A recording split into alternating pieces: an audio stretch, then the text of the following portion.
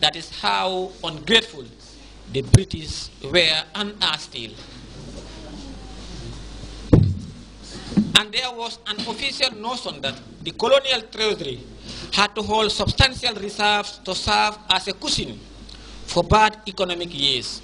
In Gambia, between 1900 and 1940, revenues almost exceeded expenses. The revenues they were collecting from Banjul was more than the expenses they do only to man their offices. The colonial government could have spent this money on social services, but it chose not to. In 1925, it allocated only £3,500 for education and 24,712 for medical services. By 1940, not even 1% of the colony's 200,000 population was receiving any education. In 1940, there was not a single citizen of the Gambia in the protectorate who had received education. By 1940, not even 1% of the colony's 200,000 population was receiving any education, and a British medical officer labeled Gambia's lone hospital indubitably the worst in the whole of the colonial empire. In a scathing critics of Gambia's colonial administration in the Daily Express 2 months before World War II began, the journalist Marley Richards summed up the plight of Gambians. I questioned in court whether they have escaped from their slavery. They are taxed directly and indirectly out of all proportions to their miserable cost of living. They pay heavy duties on staple foods, rice and sugar. They even pay an export duty of 10 shillings a ton on the groundnuts they send out of the country. Almost their only earning sources. They are in bondage.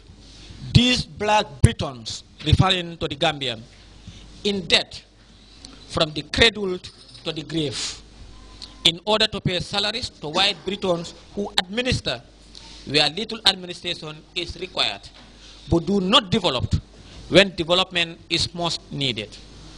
Afterward, the President Frederick Roosevelt bargained Churchill and Batos and pushed hard for the formation of the United Nations to oversee decolonizations.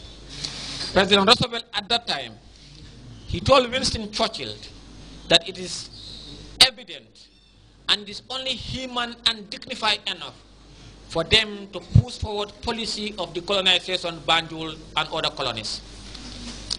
The onset of the Second World War only made the situation worse, with the closing of the Mediterranean and the danger to shipping in the Atlantic.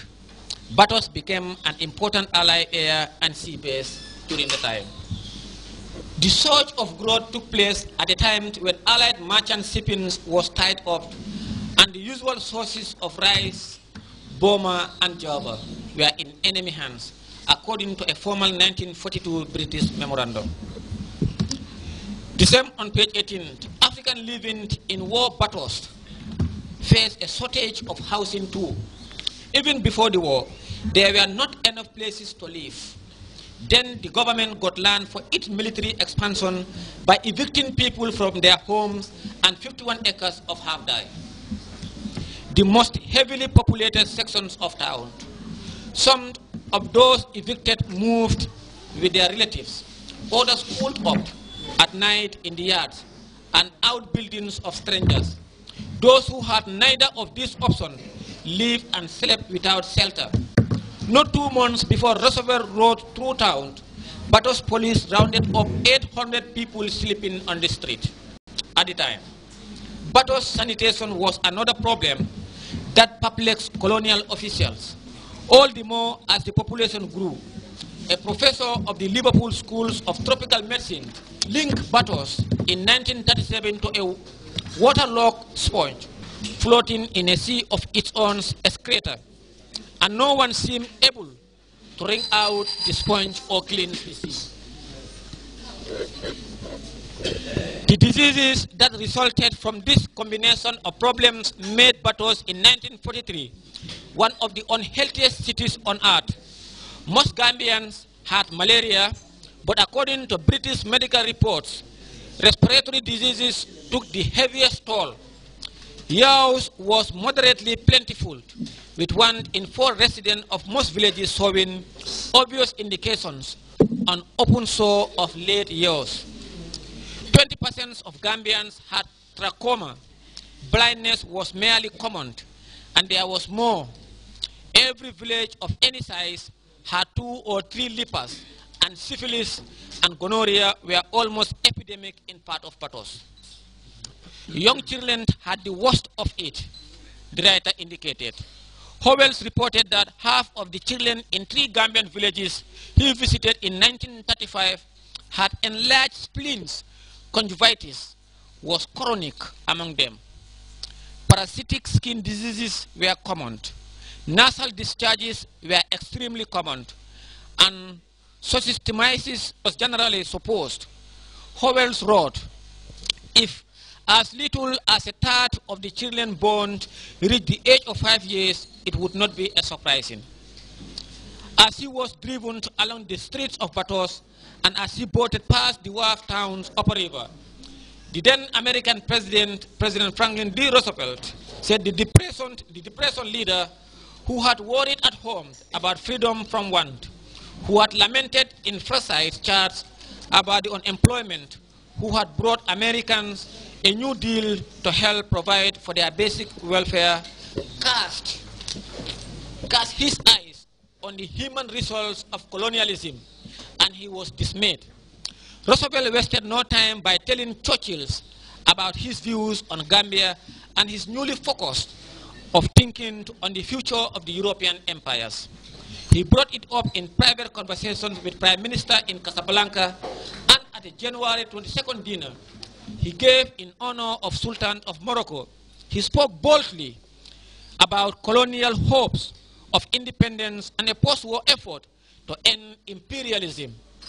Churchill and Augustin Nigost, the French President General in Morocco, could not help hearing Harold Macmillan regarded the conversation as equally embarrassing to the British and to the French, while the American diplomat Robert Murphy found Roosevelt's performance deliberately provocative. Some wondered if Churchill's our mood that evening might have been due more to the president's discussions with the Muslim Sultan than to the absence of alcohol at dinner. We have had, these are readings and these are comments by the then President of the United States of America, not from President Jammeh. Now, the question we ask ourselves is Gambia today better under President Jammeh or under the British Empire? The question is definitely no. In fact, it will be an insult for any Gambian or for anybody and for any descendant of colonialism to preach President Jammeh development, human rights, rule of law, good governance, and democracy.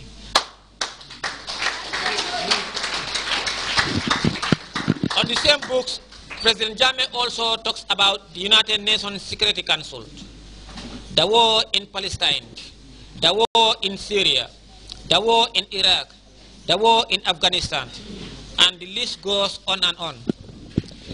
Africa is the largest continent in the world, yet we don't have a single permanent member of the United Nations Security Council. And President Jammeh, he said, if his call and that of the African Union should be united to call on the United Nations and the world to recognize the legitimate right of the African continent to a two permanent veto powers and members of the United Nations Security Council, and also full-fledged members of the rotating seats of the United Nations Security Council. His arguments are the United Nations should not continue to allow itself to be dictated by the world bullies and the so-called policemen and champion of democracy to hide behind the United Nations Security Council and wage war on innocent citizens and innocent sovereign states in the world. The killing in Afghanistan, the killing in Iraq, the killing in Pakistan, the clean in other rich endowed mineral resources in the world.